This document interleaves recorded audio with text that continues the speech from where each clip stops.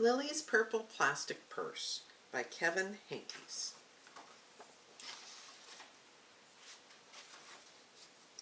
Lily loved school. And here she is.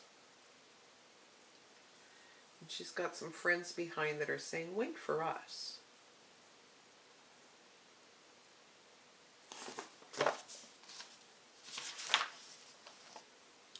She loved the pointy pencils. She loved the squeaky chalk. And she loved the way her boots went clickety-clickety-click down the shiny hallways.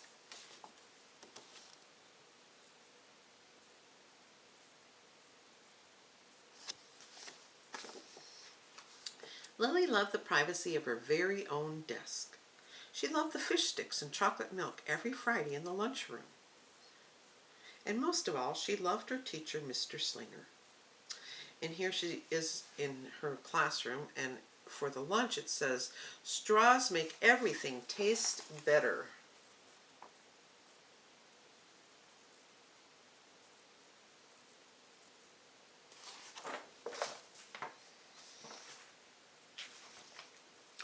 Mr. Slinger was as sharp as a tack. He wore artistic shirts. He wore glasses on a chain around his neck, and he wore a different colored tie for each day of the week. "Wow," said Lily. That was just about all she could say. Wow. So take a look at her classroom and her teacher.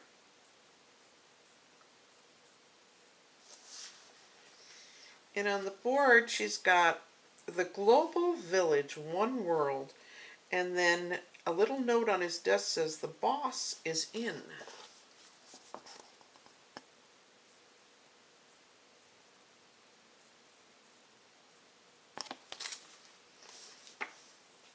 Instead of greeting students or good morning pupils, Mr. Slinger winked and said, "Howdy." He thought that desks and rows were old-fashioned and boring. Do you rodents think you can handle a semicircle? And he always provided the most tasty snacks, things that were curly and crunchy and cheesy. "I want to be a teacher when I grow up," said Lily. "Me too," said her friends Chester and Wilson and Victor.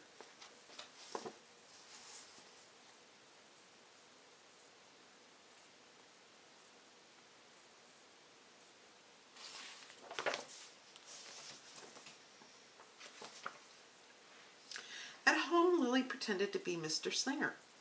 "I am the teacher," she told her baby brother Julius. "Listen up." Lily even wanted her own set of deluxe picture books encyclopedias. And so here it is. She's just above her. It says, "Teachers know everything."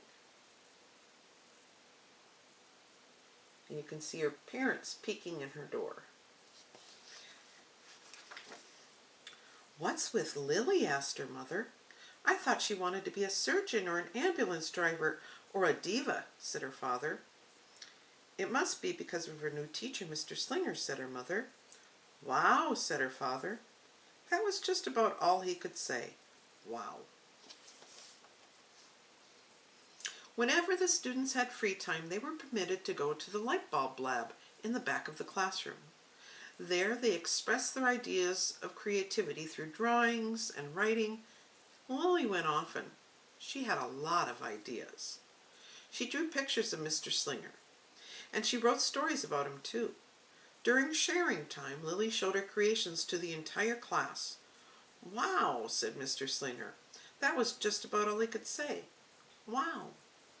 And so here she is back at the light bulb lab in the back of the room. And there she is, drawing pictures for Mr. Slinger. And in the small little print it says, "And at last the very sound of Mr. Slinger saved the cold, starving elderly."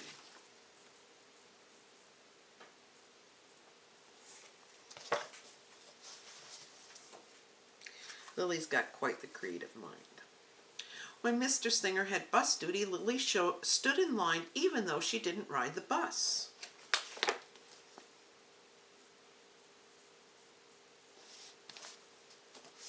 Lily raised her hand more than anyone else in the class, even if she didn't know the answer. Here she is saying, call on me, please, please.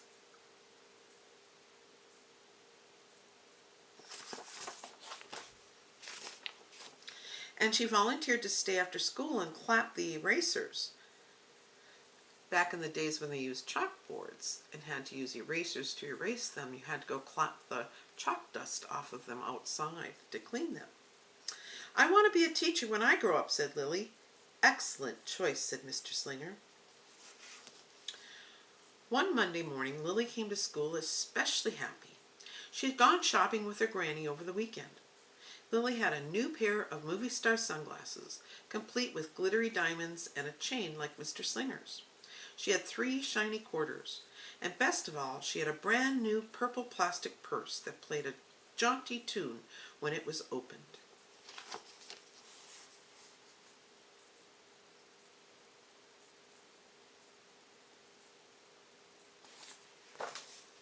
Quite the weekend with Granny. Lily wanted to show everyone. Not now, said Mr. Slinger. Listen to our story. Lily had a hard time listening. Lily really wanted to show everyone. Not now, said Mr. Slinger. Let's be considerate of our classmates. Lily had a hard time being considerate. So here she is trying to be considerate and listen. It's just very difficult for her. Lily really wanted to show everyone. Not now, said Mr. Slinger. Wait until recess or sharing time. But Lily could not wait. The glasses were so glittery, the quarters were so shiny, and the purse played such a nice musical tune, not to mention how excellent it was for storing school supplies. Look, Lily whispered fiercely. Look, everyone. Look what I've got. Everyone looked, including Mr. Slinger, and he was not amused.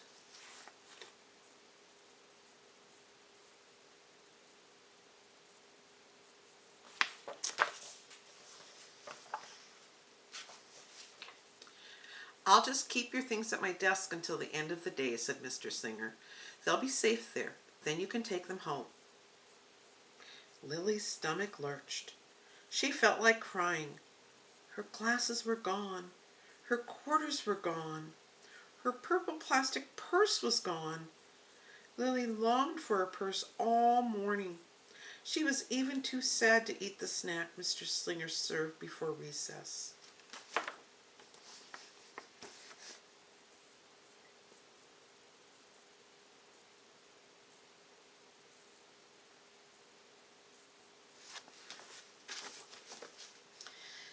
That afternoon, Lily went to the light bulb lab. She was still very sad. She thought and she thought and she thought. And then she became angry. She thought and she thought and she thought some more. And then she became furious. She thought and she thought and she thought a bit longer. And then she drew a picture of Mr. Slinger.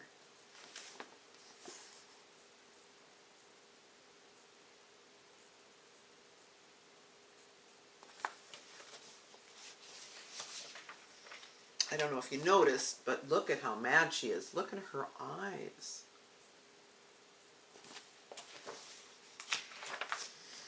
Let's see what she did. Right before the last bell, Lily sneaked a drawing into Mr. Slinger's book bag. And I want you to take a look at this drawing. It says, Big Fat Mean Mr. Stealing Teacher. Wanted by the FBI. P.S. I do not want to be a teacher when I grow up. And she's drawn claws and a purple purse, and then by it says thief and you're bad. So here's a picture of her teacher after he took her belongings.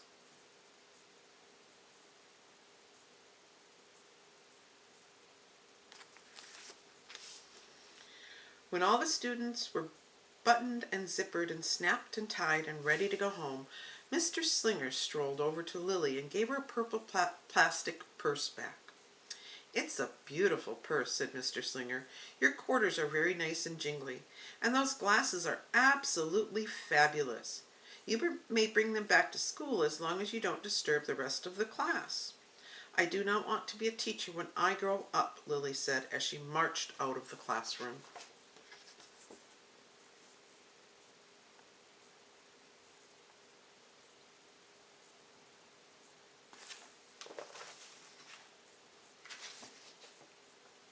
On the way home, Lily opened her purse.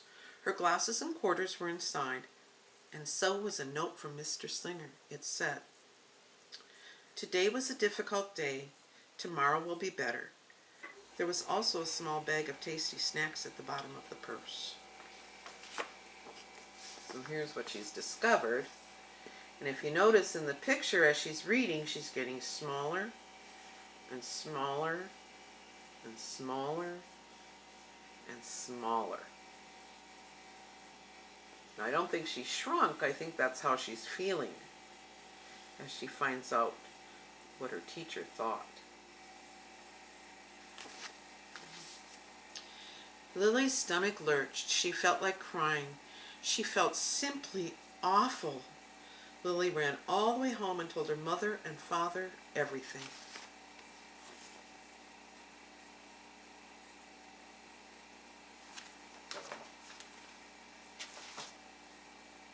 Instead of watching her favorite cartoons, Lily decided to sit in the uncooperative chair.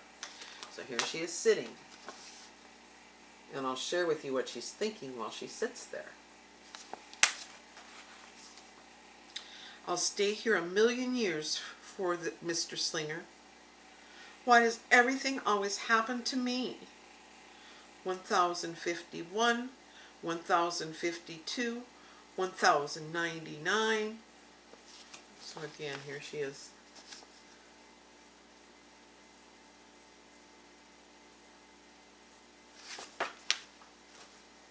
That night, Lily drew a new picture of Mr. Slinger and wrote a story about him, too. Lily was really, really sorry, so everyone forgave her, even her parents, even her stinky baby brother, even her especially incredible teacher. And then the sun shined its smiley face down on everyone and everything, even the bugs and worms. The end." So here's her story. And then this is what her card and her picture of her teacher is. "Listen up. I forgive everyone." That's her teacher saying that. And on his printed on his pants and pointing to him, it says, "Kind, good, nice. He could be principal."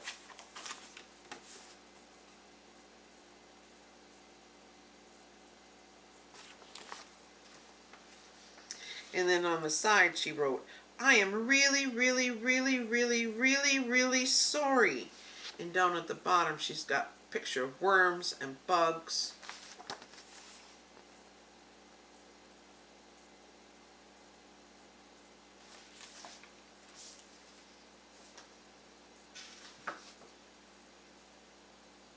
Lily's mother wrote a note, and Lily's father baked some tasty snacks for Lily to take to school the next day. "I think Mr. Slinger will understand," said Lily's mother. "I know he will," said Lily's father. "How could he resist my no-frills cheese balls?"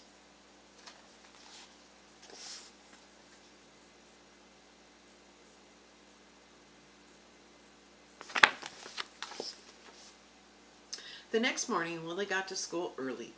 "These are for you," Lily said to Mr. Slinger, "because I'm really, really, really, really, really, really, really, really, really, really, really, really, really, really, really, really sorry."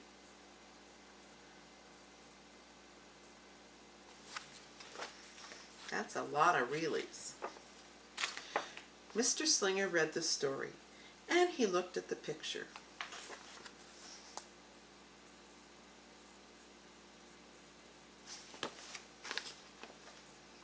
And he read the note, and he sampled the snacks. "Wow," said Mr. Slinger. That was just about all he could say. Wow. And here she's saying, "What is on the note?"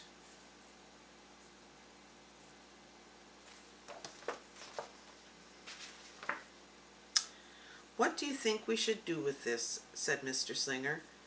"Could we just throw it away?" asked Lily. "Excellent idea," said Mr. Slinger, and he's holding the original picture that Lily did of him.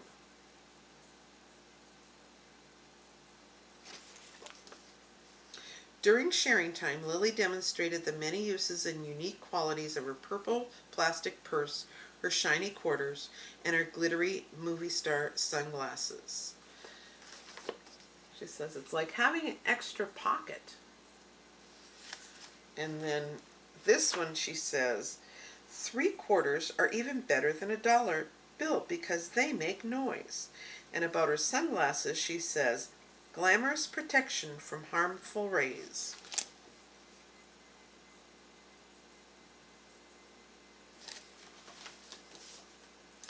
Then she did a little performance using them as prompts. "It's called interpretive dance," said Lily.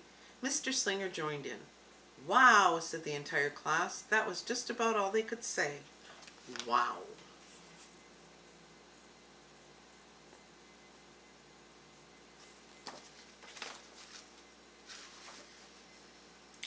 Throughout the rest of the day, Lily's purse and quarters and sunglasses were tucked safely inside her desk. She peeked at them often, but did not disturb a soul.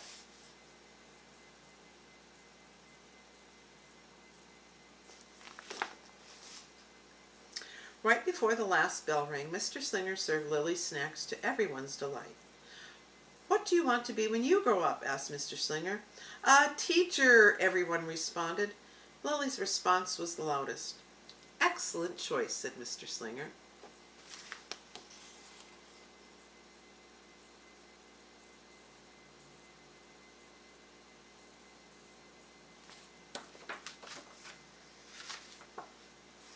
As the pupils filed out of the classroom, Lily held her purple purse close to her heart. Mr. Slinger was right. It had been a better day. Do you see Lily in line? Look for her purple purse.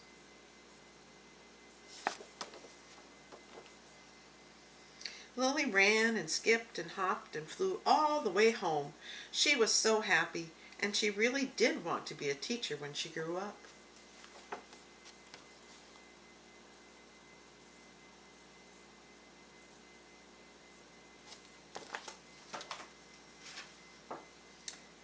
That is, when she didn't want to be a dancer or a surgeon or an ambulance driver or a diva or a pilot or a hairdresser or a scuba diver.